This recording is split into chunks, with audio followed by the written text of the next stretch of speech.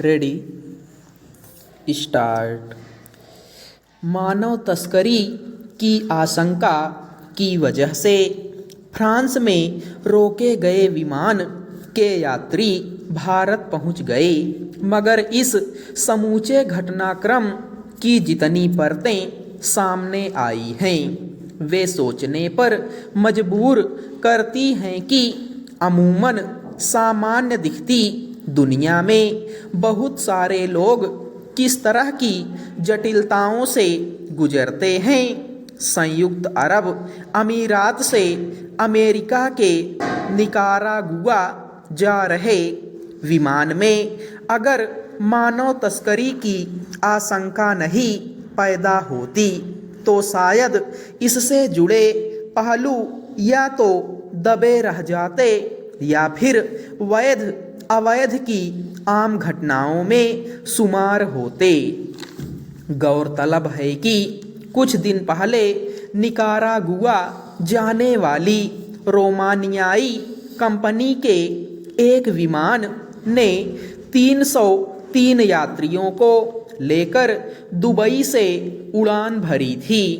France की ओर से जारी बयान के मुताबिक विमान के बारे में यह खुफिया जानकारी मिली थी कि उसमें सवार लोग मानव तस्करी के शिकार हुए हो सकते हैं। निश्चित रूप से यह एक संवेदनशील सूचना थी। नतीजतन इसे बीच में ही फ्रांस के पास वैट्री हवाई अड्डे पर रोक दिया गया।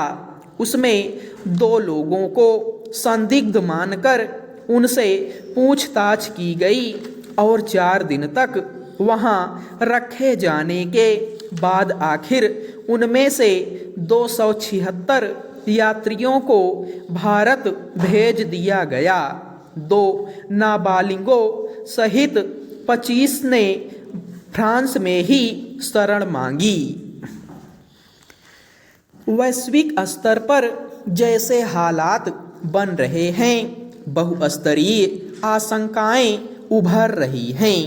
अमूमन सभी देशों को सुरक्षा के मोर्चे पर कई तरह की सावधानियां बरतनी पड़ रही हैं।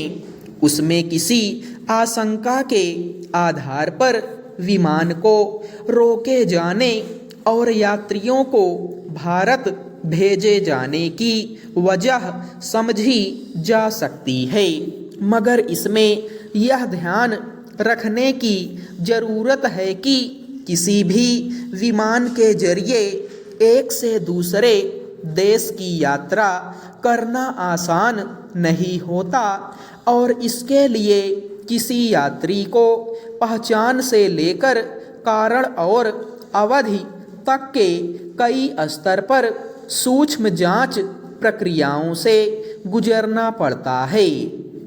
सवाल है कि इसके बावजूद इतनी बड़ी तादाद में लोग किसी रोमानियाई कंपनी के विमान से दुबई से चलकर अमेरिका के निकारागुआ कैसे जा रहे थे, जिन्हें रोकने के बाद अब भारत भेजा गया। हालांकि उनमें से कई यात्रियों के पास कार्य या पर्यटक वीजा था और कईयों के पास वापसी के टिकट और होटल के आरक्षण के प्रमाण भी थे। यह दावा किया गया कि निकारागुआ के लिए भुगतान करने वाले यात्री वापस नहीं लौटना चाहते थे, मगर फ्रांस में रोके जाने के बाद उनके सामने पैदा संकट के समय केवल भारत ही मदद करने को तैयार हुआ। यूं फ्रांस से भारत पहुंचने वाले यात्रियों में से ज़्यादातर भारतीय हैं और बाकी सब भी अब अपने अपने सुविधाजनक ठिकानों की ओर लौट जाएंगे। फिलहाल फ्रांस की ओर से उठाई गई मानव तस्करी की आशंका की पुष्टि नहीं हुई है और घटना की पूरी जांच होगी, मगर इससे यह साफ हुआ है कि किस तरह बहुत सारे लोग रूस, यूक्रेन और इजराइल हमास के बीच युद्ध से उपजे हालात से बचने के लिए या रोजगार या फिर किसी अन्य वजह से संवेदनशील स्तर तक जान का जोखिम उठा भी कर यूरोप या अमेरिका जैसे देशों में जा रहे हैं।